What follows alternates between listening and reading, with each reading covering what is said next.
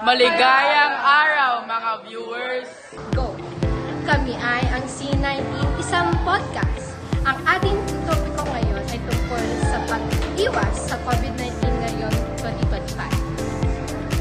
Ang COVID-19 ay isang sakit na dulot ng COVID. Ang unang lumitaw noong Disyembre 2019. Sa paglipas ng mga taon, nagkaroon ito ng iba't ibang variant kaya patuloy ang pagsikap ng mundo upang labanan at maiwasan ang pagbawala nito. Sa 2025, mahalaga pa rin ang pagiging maingat upang mapanatili ang kalusugan ng lahat. Ayon sa mga bagong panahon, patuloy na nag-limitate ang virus kaya kailangan manatili ang pag-iingat. Ang transmission nito ay karaniwang nangyari sa pamagitan ng direct airborne particles at contaminatong surfaces. Bagamat may mga bakuna at antiviral treatment na, ang pinakamabisang proteksyon ay ang pagsasagawa ng tamang pag-ingat. Variant alerts. Patuloy ang pagmamonitor sa mga bagong variant upang mapigilan ang mabilisang pagkalat nito. Ito ng bakuna.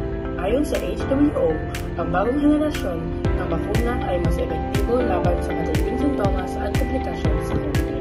Dapat at hindi dapat gawin.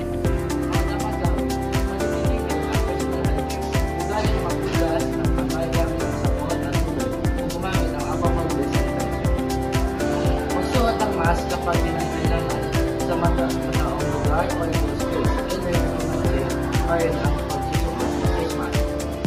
Magpapakuna at magpabooster. Sumunod sa mga update ng bakuna upang protection laban sa virus. Iwasan ang misinformation. Kumonsulta lamang sa mga opisyal ng mga pagpupungan tulad ng WHO at DOH para sa tamang informasyon tungkol sa COVID-19. Hindi dapat gawin. Huwag maging kumpiyansa. Bagamat maraming bansa na bumalik sa normal na pamumuhay. Hindi ito nangangahulugan na wala ng banta ang COVID-19. Huwag baliwalain ang sintomas. Kung may naramdaman kang sintomas tulad ng malinat o buhok o sipon, agad na mag-isolate at magkonsulta sa doktor. Iwasan ang paglabag sa health protocols. Ang hindi pagsunod sa itinakdang patakaran ay maaaring magdulot ng pagkakalat ng virus sa inyong komunidad. Ang husay na sandata laban sa COVID-19 ay kalaman at aksyon. Mas marami ng teknolohiya ng pagkalasugan at bakuna. Ngunit ang disiplina at ang bawat isa ng